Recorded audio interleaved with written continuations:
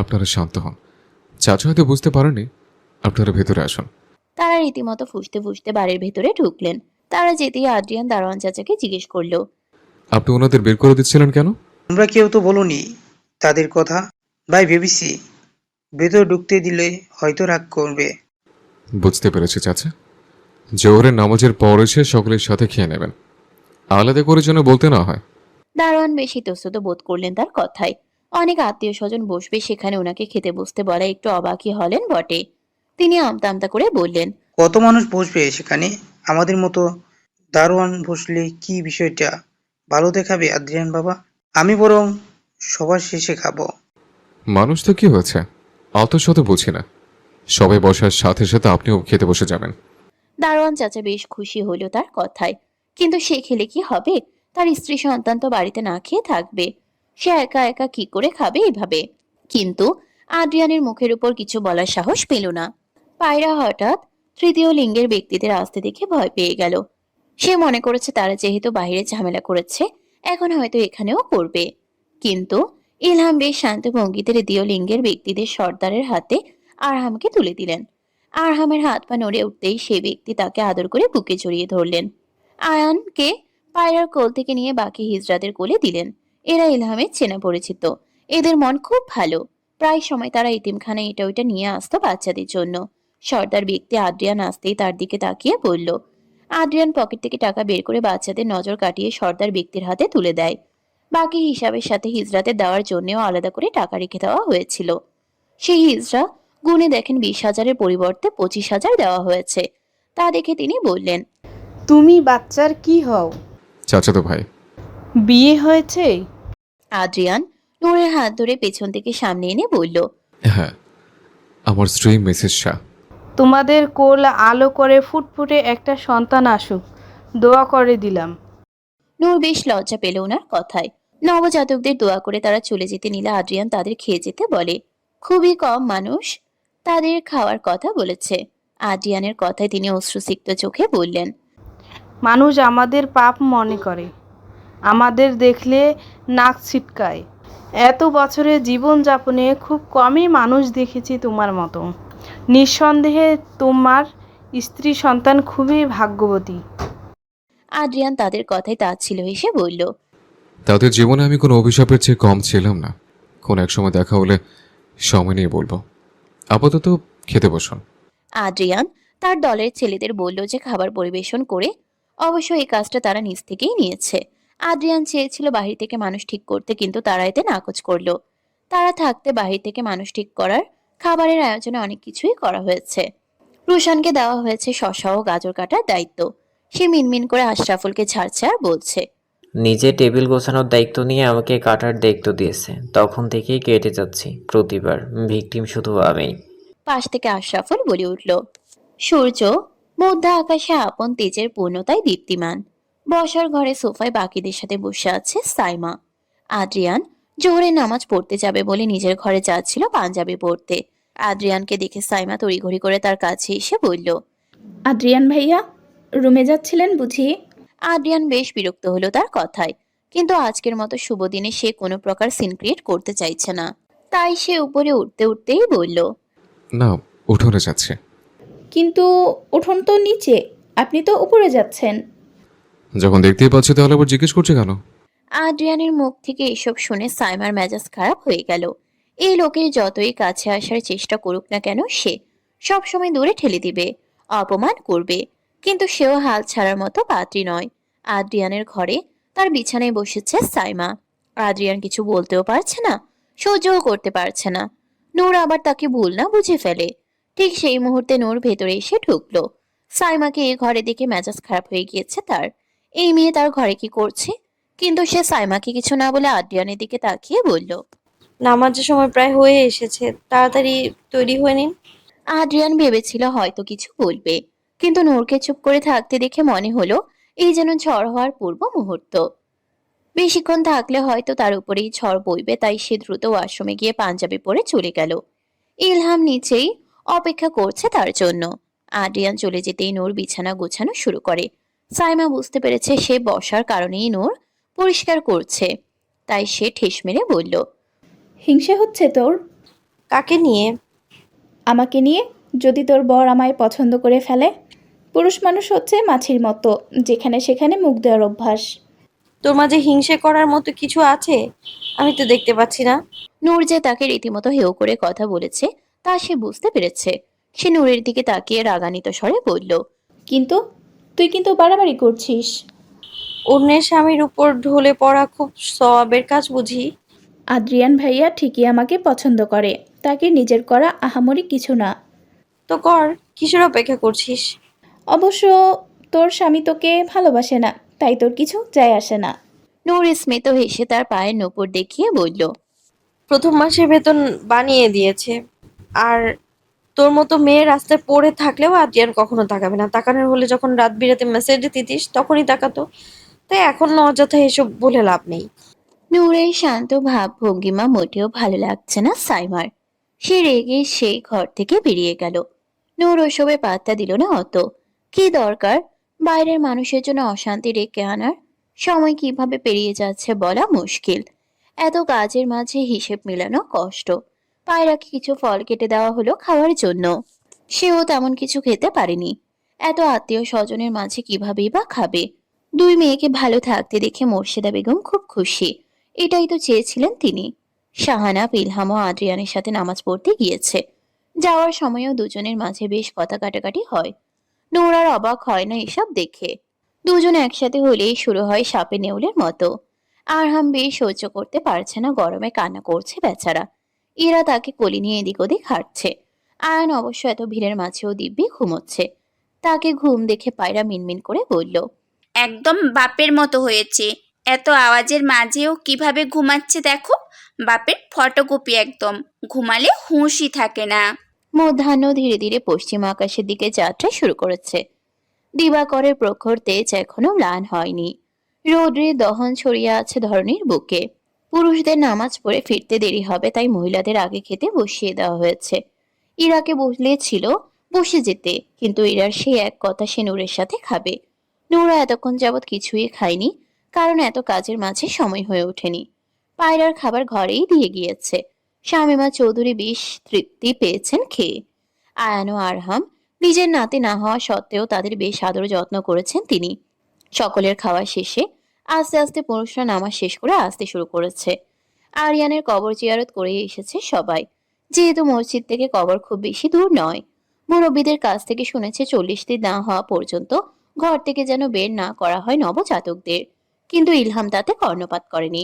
সে চায় আরিয়ানের কবরে যেন আয়ান ও আরহামকে নিয়ে যাওয়া হয়।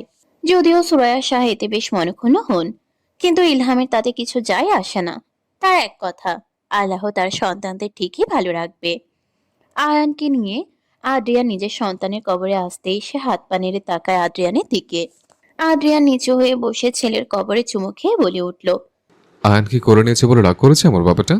আজ তো ওর আকিকা, তাই তোমাকে দেখাতে নিয়ে এলাম। তোমার বাবা তোমায় ভালোবাসে শোনা। কবরে পুঁতে রাখা ফুল গাছগুলো বড় হয়েছে বেশ, ফুল ধরেছে তাতে। ইলহাম মলিন দৃষ্টিতে তাকায় কবরের দিকে। দুই বাচ্চা কোলে, অথচ এক বাচ্চা কবরে। নিজের হাতেই তোয়ালেতে মোড়ানো ভ্রূণটি তুলে নিয়েছিল সে। বাবা না হয়ে উপলব্ধি করেছিল এই বহন কত ভারী। যখন নার্স এমনি কাপড়ে করে ভ্রূণটি তুলে দিয়েছিল তার হাতে, তখন সে কি ধমকটাই না দিল। ছোট্ট নিষ্পাপ ফুলটাকে কি একটা তোয়ালে দিলে খুব পাপ হয়ে যাবে? সেই তোয়ালের দাম নিয়েছিল 10,000। এসব আদ্রিয়ানকে জানায়নি সে। কিছু কিছু কথা গোপন করে রাখলেই সুন্দর। এত শক্ত মন হওয়া সত্ত্বেও বুক ফেটে চৌচির হয়ে যাচ্ছে আরিয়ানের জন্য। আজ এই দুই বাচ্চার সাথে তো ওই বাচ্চাটাও থাকতে পারত।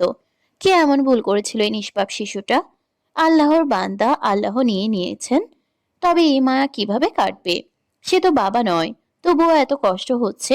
তাহলে আদ্রিয়ানের মনে কি পরিমাণ ঝড় চলছে?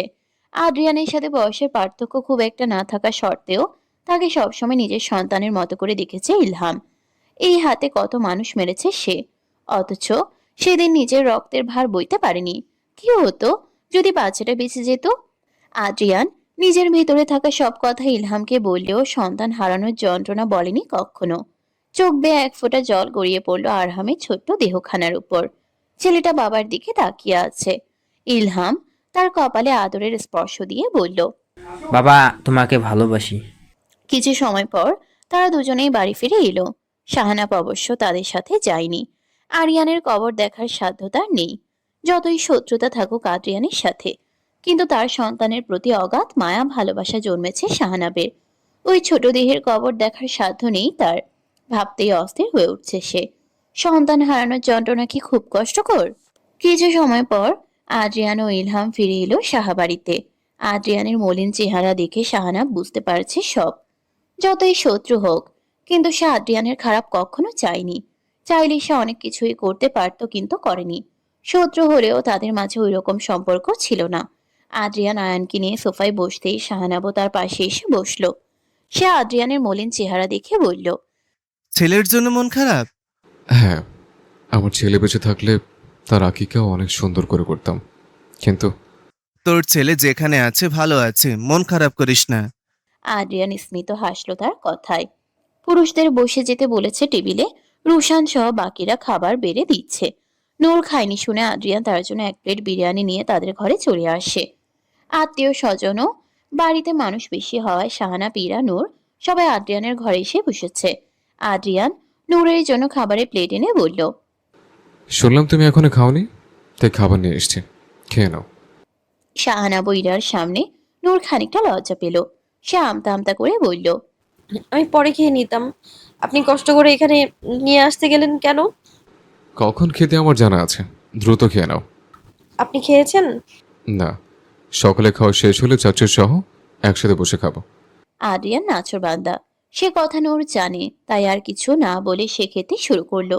প্রথম লোকমা মুখে দিতেই তার মনে পড়ে যায় ইরাও খায়নি তার সাথে একসাথে খাবে বলে। ইরাও খায়নি আমার সাথে খাবে বলে। ওর জন্যও এনে দিন না। আদ্রিয়ান যেই না বিছানা থেকে উঠতে যাবে, ঠিক তখনই শাহানাব তাকে থামিয়ে দিয়ে চলে গেল। আদ্রিয়ান জানে শাহানাব ও ইরার মাঝে সম্পর্ক কেমন। একটা ভুলের জন্য তাদের জীবনে দুর্ভোগ নেমে এসেছে। কিছু সময় পরেই শাহানাব ইরার জন্য 1 প্লেট বিরিয়ানি নিয়ে আসতেই ইরা তার সাদরে গ্রহণ করে। স্ত্রী না মানলেও অন্তত তার দায়িত্ব তো পালন করছে। এর চেয়ে বেশি আর কি চাই সে? হঠাৎ ফোন বেজে উঠে আদ্রিয়ান ঘর থেকে বেরিয়ে গেটের সামনে এসে দাঁড়ায়। সেখানে একজন লোক দাঁড়িয়ে আছে ফাইল হাতে নিয়ে। আদ্রিয়ানের হাতে তুলে দিতেই সে তাকে ধন্যবাদ দিয়ে ঘরে চলে আসে। নূর এইসবে খুব একটা পাত্তা দিল না। দিবা ভাগের দীর্ঘ পরিক্রমা শেষে বিকেল নিঃশব্দে এসে দাঁড়ায় সময়ের সীমানায়। সূর্য তখন আর মধ্য গগনের উদ্ধত অধিপতি নয়। পশ্চিম আকাশের দিকে ধীরে ধীরে হেলে পড়ে সে নিজের দীপ্তিকে কোমল সোনালী আভায় রূপান্তরিত করে। সে আলো ধরনীর বুকে ছড়িয়ে পড়েছে। মেঘেরা তুলোর মতো ভেসে বেড়াচ্ছে আপন মনে। ইতিমধ্যে সবাই খেয়ে দিয়ে বেরিয়ে পড়েছে। ঈশিতাও চলে গিয়েছে তার মায়ের সাথে। বাচ্চা দুটো দিব্যে আরামে ঘুমোচ্ছে। এত শোরগোলের মধ্যে ঘুমোতে পারেনি ঠিক করে। ইলহামও বেশ ক্লান্ত। সে বিছানায় পড়া মাত্রই নাক ডেকে ঘুমাচ্ছে। পায়রা আপন মনে ফোন টিপছে নিজের মতো করে। আদ্রিয়ান তার হাতে থাকা পাসপোর্টের দিকে তাকিয়ে আছে এক নজরে। কাল সকালে এই দেশ ছেড়ে চলে যাবে। তার সন্তান কি আর দেখতে পাবে সে? হয়তো বা না। আজ পুরো রাত নিজের সন্তানকে সময় দিবে সে। হলদে রঙের 3 পিস পরেছে। সকাল থেকে কাজ করায় বেশ লাগছিল, তাই সব কাজ শেষ হতেই ঝটপট গোসল সেরে নিল। শাহানা বইরা শামীমা চৌধুরীর সামনে বসে আছে।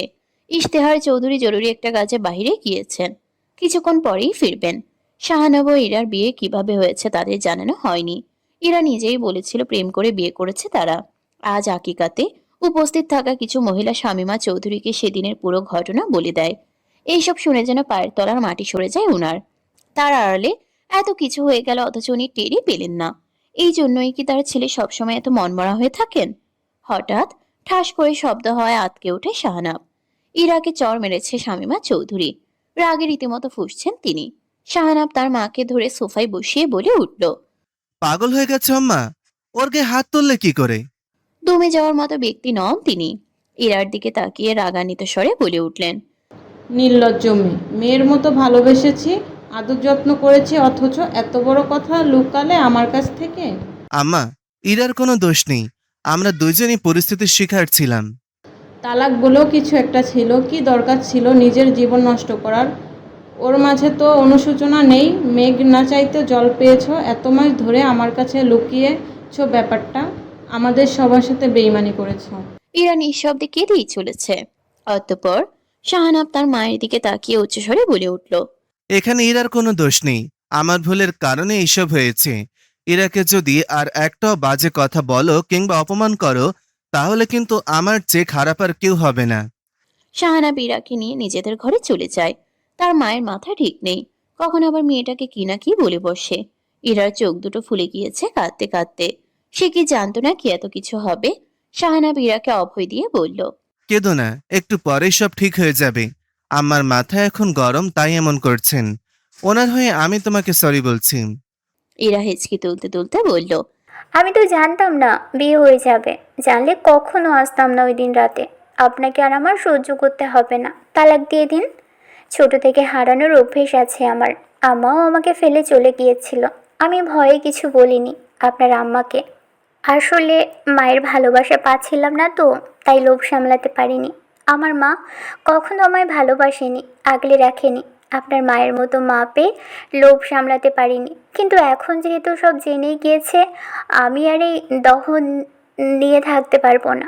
আমাকে আমার বাড়িতে দিয়ে আসুন। কোথাও যাবে না তুমি।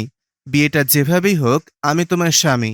আমি তোমাকে অনিশ্চিত ভবিষ্যতের দ্বারে দিয়ে আসতে পারি না। তুমি আমার দায়িত্ব। এখানে বসো, কিছু সময় পর সব ঠিক হয়ে যাবে। ইরার কান্না থামছেই না। শাহানাব আগ বাড়িয়ে তাকে জড়িয়ে ধরতে সে গলা ছেড়ে বাচ্চাদের মতো কেঁদে ফেলে। কাঁদতে কাঁদতেই বলে উঠল, আম্মা আমাকে ঘৃণা করেন তাই না? আমার ভুল কি খুব বেশি? বলুন না শানাব। কাঁদছো কেন ইরা? সব ঠিক হয়ে যাবে। আম্মা একটু অবুঝ, দেখবে পরে আবার তোমাকে ঠিকই আগলে নেবে। শামীমা চৌধুরী এদিক দিয়েই আসছিলেন, কিন্তু শাহানাব ও ইরার কথাবার্তা শুনে তার কষ্ট হচ্ছে ইরার জন্য।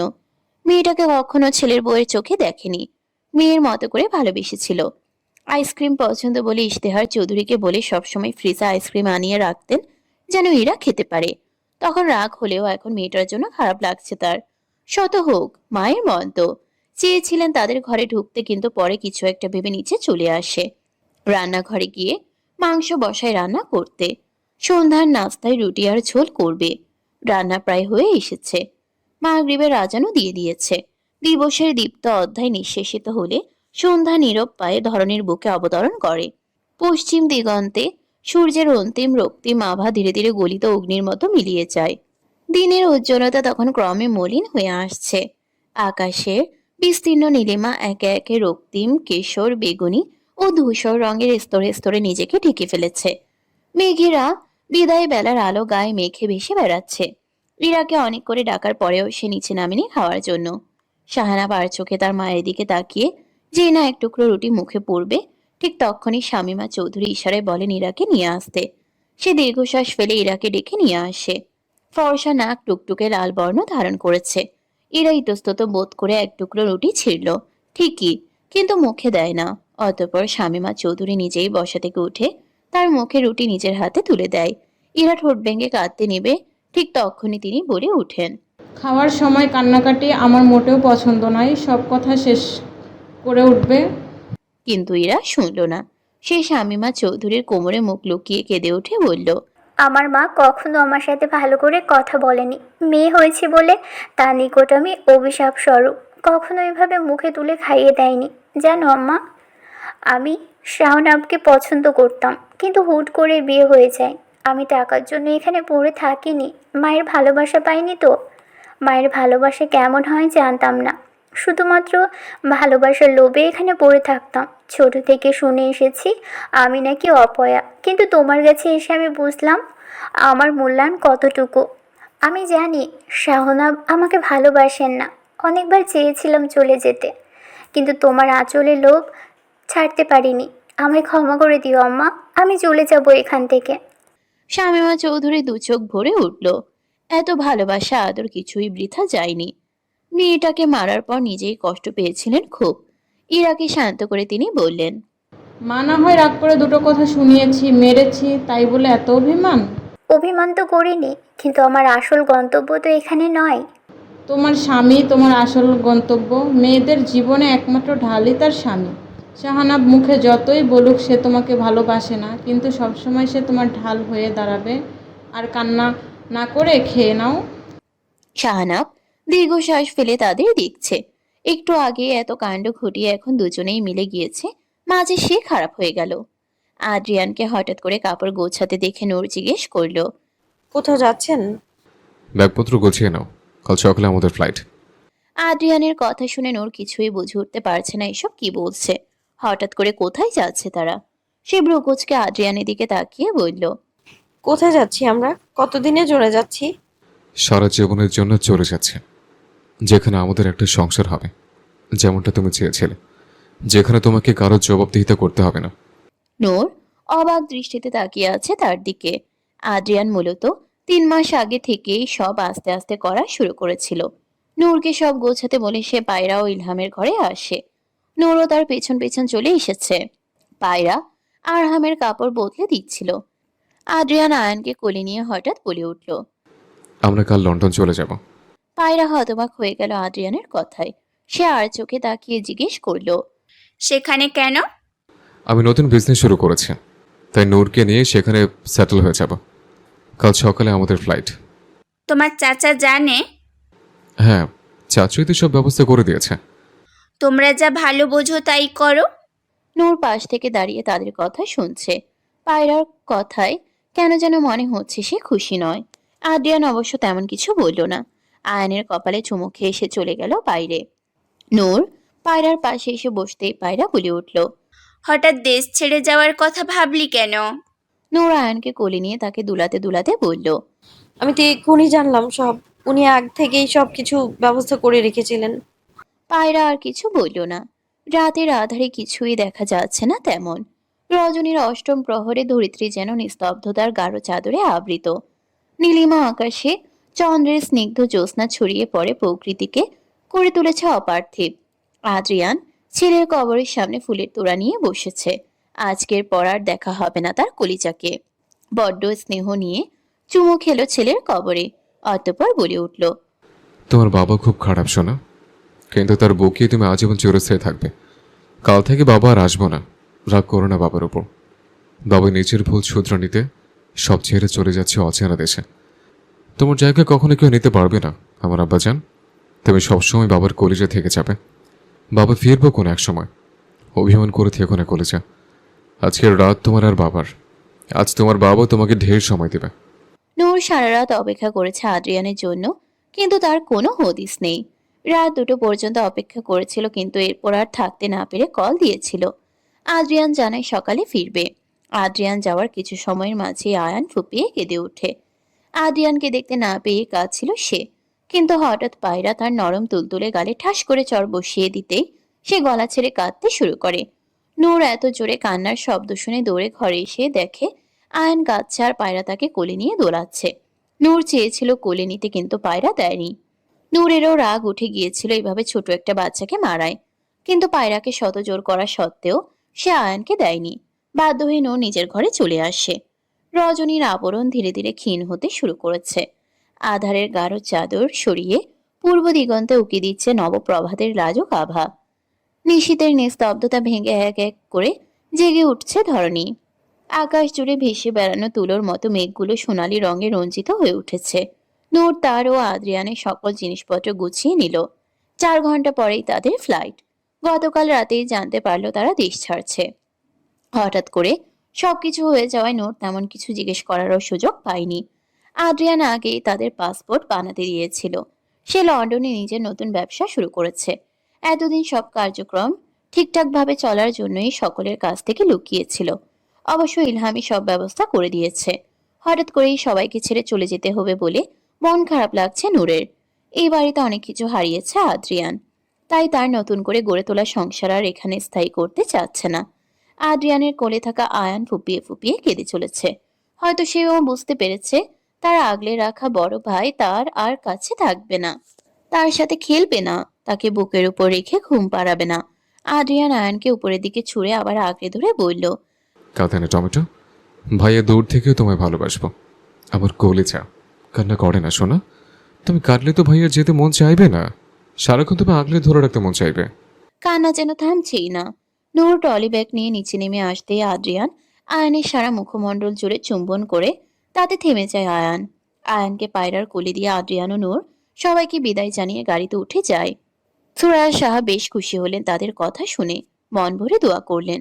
আদ্রিয়ান অবশ্য ফোন করে বলে দিয়েছে সবাইকে। গাড়িতে ওঠার পরপরই সে রুশানকে ফোন দেয়। মিনিট দুয়েকের মাঝেই ফোন রিসিভ হতেই আদ্রিয়ান বলে ওঠে, আমি চলে যাচ্ছি। যাওয়ার আগে তোকে দুটো দায়িত্ব দিয়ে গেলাম। রুশান ওপাশ থেকে বলে ওঠে, কিসের দায়িত্ব আদ্রিয়ান ভাই? প্রতিদিন আমার ছেলের কবর পরিষ্কার করতে ভুলবি না। আর হ্যাঁ, আজ থেকে বাইকটা তোর। একদম চিন্তা করো না ভাই, আদ্রিয়ান বাবার কবর পরিষ্কারের দায়িত্ব আমার। মাধবপুর থেকে তারা ঢাকা এয়ারপোর্টের উদ্দেশ্যে রওনা দেয়। শাহজালাল আন্তর্জাতিক বিমানবন্দরে পৌঁছাতে তাদের সময় লাগে 4 ঘন্টা। সকাল সকাল বেরিয়ে পড়ায় খুব একটা দেরি হয়নি তাদের। নূর এই প্রথমবার প্লেনে চড়বে, তাই ভয়টাও বেশি। নীল রঙের একটা থ্রি পিস পরেছে সে, দেখতেও বেশ সুন্দর লাগছে। আদ্রিয়ান সব ঠিকঠাক করতেই দুজনেই প্লেনে নিজেদের সিটে বসে পড়ে। সবাইকে ছেড়ে আসতে কষ্ট হচ্ছে নূরের, বিশেষ করে সন্তানের সব স্মৃতি ছেড়ে চলে আসতে। জানালার পাশে সিট পড়েছে নূরের, সে ভয়ে কাঁপছে রীতিমতো। আদ্রিয়ান তার হাত নিজের হাতের মুঠোয় বন্দি করে অভয় দিয়ে বলল, ভয়ের কিছু নাই, আমি আছি তো, ভয় পেও না। যদিও নূরের ভয় কাটলো না, সে শক্ত করে ধরে রইল আদ্রিয়ানকে। দীর্ঘ 11 ঘন্টার জার্নি করার পর অবশেষে তাদের বিমান লন্ডনের মাটিতে অবতরণ করলো। বিমান থেকে নেমে ইমিগ্রেশনের আনুষ্ঠানিকতা শেষ করে দুজন যখন বিমানবন্দরের বাইরে এলো, আদ্রিয়ানের বন্ধু সৌরভ তাদের নিতে এসেছে। এত সময় ধরে জার্নি করায় নূরের মাথা ধরে গিয়েছে। ঘন্টা খানিকের মাঝেই তারা পৌঁছে গেল একটি আলিশান বাড়ির সামনে। যদিও লন্ডনের সময় বাংলাদেশের তুলনায় 5 ঘন্টা পিছিয়ে। এখনো সবে সন্ধ্যা এখানে, আর একটু পরেই অন্ধকার নেমে আসবে। বাড়ির ভেতরে ঢুকতেই নূর অবাক হয়ে যায়। এত সুন্দর বাড়ি, সবকিছু কত সুন্দর গোছানো। স্বাগতম মিসেস, এই হলো তোমার সংসার, এখন তুই তোমার। নূরের চোখে অশ্রুরা ভিড় জমিয়েছে, কিন্তু এই দহন দুঃখের নয়, সুখের। আদ্রিয়ান নূরকে তাদের নতুন ঘর দেখিয়ে বলে উঠল, ডান পাশে ওয়াশরুম আছে, ফ্রেশ হয়ে এসো। নূর বেবি পিঙ্ক কালারের একটি শাড়ি পরেছে, আদ্রিয়ানের পরনে সাদা শার্ট। বরাবরের মতোই নূরকে দেখতে সুন্দর লাগছে। আগের তুলনায় সৌন্দর্য বৃদ্ধি পেয়েছে, স্বাস্থ্যও বেড়েছে কিছুটা। সে নূরের দিকে তাকিয়ে বলল, চলো তোমাকে শহরটা ঘুরিয়ে দেখায়। এই সময় রাত হয়ে এসেছে তো। কিছু হবে না, চলো। নূর এগিয়ে আসতেই আদ্রিয়ান তাকে নিয়ে বের হয়। আশেপাশে তেমন মানুষ নেই, পাশে একটা পার্ক আছে। আদ্রিয়ান হুট করে নূরকে কোলে তুলে নিতেই আদ্রিয়ানের কাঁধ শক্ত করে আঁকড়ে ধরে বলল, কি করছেন যদি কেউ দেখে ফেলে? তা দেখে নামা নামায়। আদ্রিয়ান নামলো না। সে নূরকে পার্কে নিয়ে একটা দোলনায় বসিয়ে নিজে পাশের দোলনায় বসে পড়ল। নূর আশেপাশে তাকিয়ে দেখলো কেউ হাঁটছে, কেউ গল্প করছে, অথচ কেউ তাদের দিকে ফিরেও তাকাচ্ছে না। দেশে থাকলে এতক্ষণে কত মানুষ তাদের নিয়ে উল্টোপাল্টা কথা বলতো। আদ্রিয়ানের ডাকে নূরের ঘোর কাটলো। সে আদ্রিয়ানের দিকে তাকাতেই দেখে আদ্রিয়ান পাশে নেই। সে পেছন থেকে দোলনাতে ধাক্কা দিচ্ছে। নূরের আজ ভীষণ আনন্দ লাগছে। এই প্রথম সুখের ছোঁয়া অনুভব করছে সে। জীবনে অনেক বাধা বিপত্তি পেরিয়ে আজ এই জায়গায় এসেছে সে। আদ্রিয়ান নূরের কানের কাছে ফিসফিস করে বলল, যা ইচ্ছে তাই করো, এখানে তুমি বাধা দেওয়ার মতো কেউ নেই, শুধু তুমি আর আমি। এত কষ্ট সাধনার পর সুখের মুখ দেখেছে, এত সহজে ছাড় দিবে কি করে? বাম পাশে কিছু বাচ্চারা খেলছে নিজেদের মতো। পার্কে লাইট লাগানো রয়েছে, তাই চলতে ফিরতে অসুবিধা হওয়ার কথা নয়। নূরের ইচ্ছে করলো এই খোলা আকাশের নিচে ছুটে বেড়াতে। আচমকা নূরকে দোলনা থেকে উঠে যেতে দেখে আদ্রিয়ান ভ্রুকুচকে তাকালো। ভাবলো নূরের হয়তো ভালো লাগছে না এখানে।